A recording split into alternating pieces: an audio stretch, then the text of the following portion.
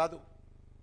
ఆ రోజు ఇదే రాహుల్ గాంధీ గారు, ఇదే రేవంత్ రెడ్డి గారు హైదరాబాద్లోని ఎక్కడైతే కోచింగ్ సెంటర్స్ ఉంటాయో నిరుద్యోగ యువతంతా కూడా అప్పులు చేసి ఆస్తులు అమ్మి ఈరోజు కోచింగ్ సెంటర్కి వెళ్ళి ఉద్యోగాలు వస్తాయని చెప్పి ఆశతో మరి కాంగ్రెస్ పార్టీ ఇచ్చినటువంటి షెడ్యూల్ ప్రకారం జాబ్ క్యాలెండర్ ప్రకారము ఉద్యోగస్తులకు సమాయత్తమవుతుంటే కోచింగ్ తీసుకొని సమాయత్తమవుతుంటే మరి గతంలో వాళ్ళ మధ్యలో టీఆర్ఎస్ హయాంలో రాహుల్ గాంధీ స్వయంగా రావడం జరిగింది, రేవంత్ రెడ్డి గారు స్వయంగా వెళ్ళారు.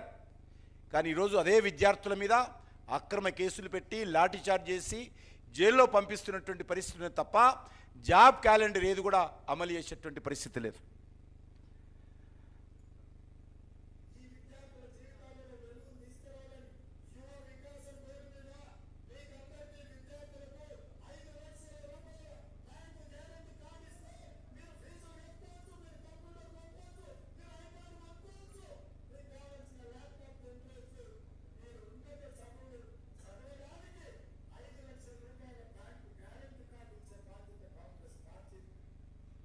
మరి నేను రేవంత్ రెడ్డి గారిని అడుగుతున్నాను, విద్యార్థులు చదువుకుంటలేరా? మీరు ఇస్తున్నటువంటి విద్యా భరోసా కార్డు ఎందుకు ఇవ్వలేదో తెలంగాణ విద్యార్థులు మరి కాంగ్రెస్ పార్టీ ప్రభుత్వాన్ని ప్రశ్నిస్తూ ఉన్నారు.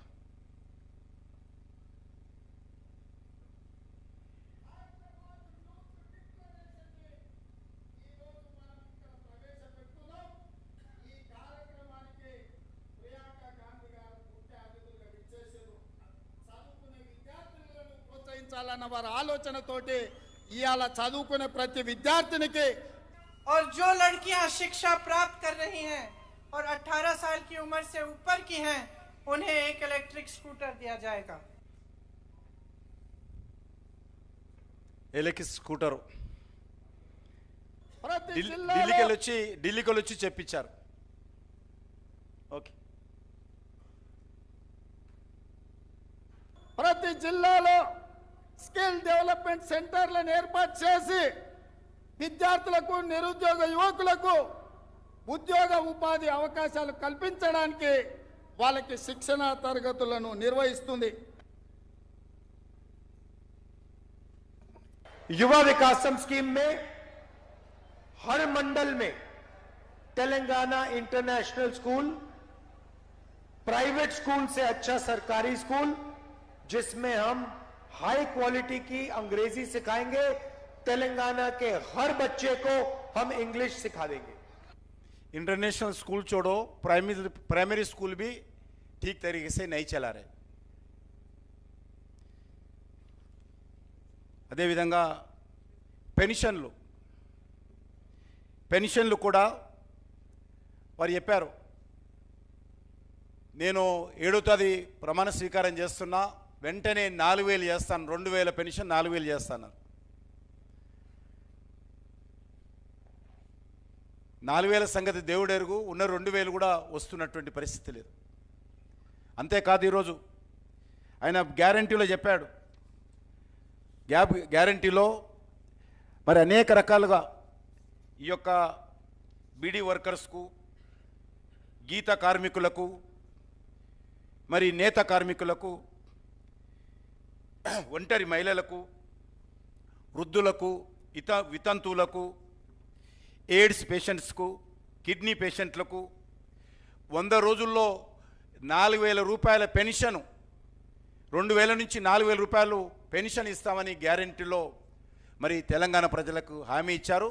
నేను ఈరోజు 100 రోజులు పోయి ఈరోజు 360 రోజులు కావస్తున్న సందర్భంలో తెలంగాణ ప్రజల తరఫున, పేదల తరఫున, వృద్ధుల తరఫున, వితంతువుల తరఫున, దివ్యాంగుల తరఫున, బీడీ వర్కర్స్ తరఫున, గీత కార్మికుల తరఫున, నేత కార్మికుల తరఫున ప్రశ్నిస్తూ ఉన్నాను.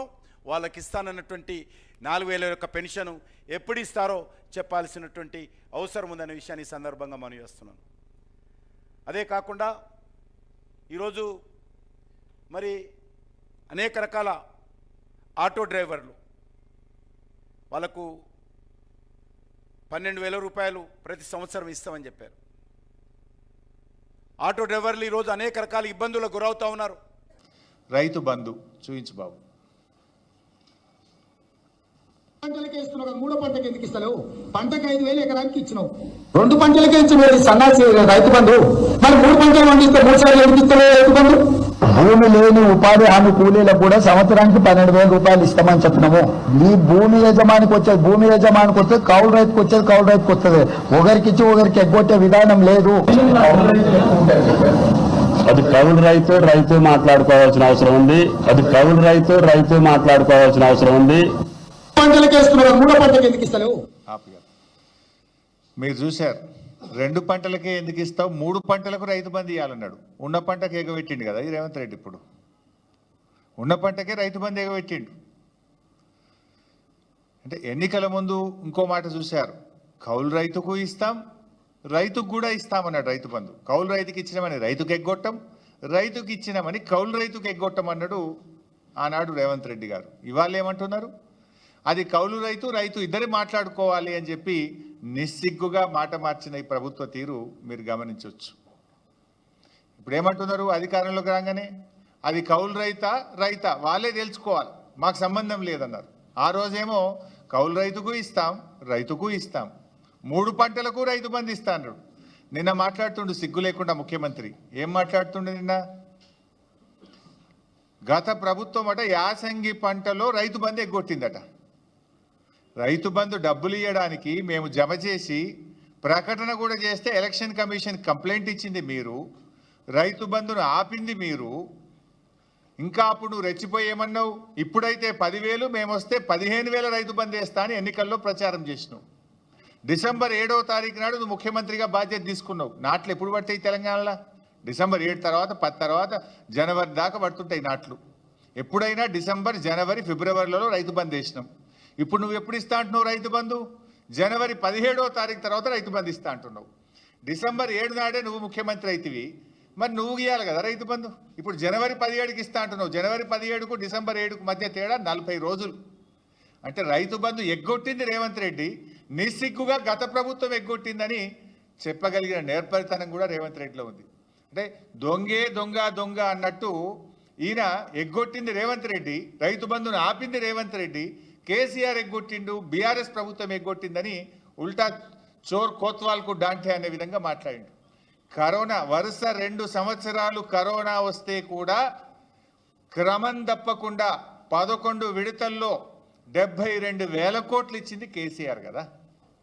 రైతు బంధు, రైతు బీమా కలిపితే 82,000 కోట్లు రైతులకు నేరుగా లబ్ధి చేకూర్చిన నాయకుడు కేసీఆర్. నిజమైన రైతు బంధువు కేసీఆర్. నువ్వు అవి ఆపుకుంటా కొర్రీలు పెట్టి అంత కొడితే 20,000 కోట్లు ఇచ్చినావు. ఇంకా 11,000 కోట్ల రుణమాఫీ ఉన్నది. నువ్వు ఇచ్చిన 20,000 కోట్లు కేసీఆర్ గారు ఒక్క రైతు బంధు, రైతు బీమాకి ఇచ్చిన డబ్బు 82,000 కోట్లు. అంటే నీకంటే 4 రెట్లు అధికంగా ఇచ్చిండు కేసీఆర్ గారు. ఈ రకంగా రైతు బంధు విషయంలో 3 పంటలకు ఇవ్వాలన్న రేవంత్ రెడ్డి ఉన్న పంటకు ఎగ్గొట్టిన రేవంత్ రెడ్డి నిజస్వరూపం మీ ముందు పెట్టాం. అదేవిధంగా రెండవది బతుకమ్మ చీరలు. బతుకమ్మ చీరల్లో ఎట్లా మాట్లాడిండు, ఆయన నోటికి మొక్కాలి, చాలా గొప్ప సుభాషితాలు వల్లించిండు. ఒక్కసారి ఆ దివ్య ప్రవచనాలు చూద్దాం. ఒక మంచి డిజైన్ తో ప్రతి ఆడబిడ్డకు 2 చీరలు ఇస్తే 1,30 లక్షల చీరలు మంచి డిజైన్లతోని మంచి క్వాలిటీ. సరిగా రాలే బిడ్డ. ఒక్క మంచి డిజైన్ తో ప్రతి ఆడబిడ్డకు 2 చీరలు ఇస్తే 1,30 లక్షల చీరలు మంచి డిజైన్లతోని మంచి క్వాలిటీతో ముందుకు రమ్మని మా అధికారులకు సూచన చేసినాం. ఒక్క మంచి ఆ రోజు ఏమో కేసీఆర్ గారి ప్రభుత్వం ప్రతి బతుకమ్మ పండుగ కూడా ఏ పేదింటి ఆడబిడ్డ కూడా పండుగ పూట పాత చీరలు కట్టుకోవద్దు, కొత్త చీర కట్టుకోవాలి, ఇటు చేనేత కార్మికులకు ఉపాధి దొరకాలని కేసీఆర్ గారు చీరలు ఇచ్చారు. ఏమన్నాడు రేవంత్ రెడ్డి గారు, చాలా మంచి డిజైన్లు ఇస్తాం, ఒక్క చీర కాదు 2 చీరలు ఇస్తా అన్నాడు. కానీ ఉన్న చీర ఎగబెట్టిండు కదా రేవంత్ రెడ్డి.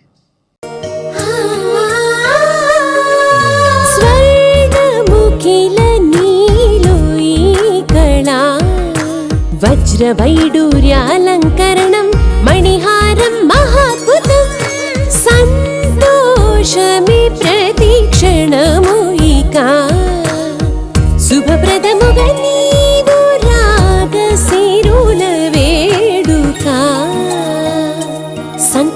ప్రతిక్షణం మానిపల్లి జ్యువెలర్స్.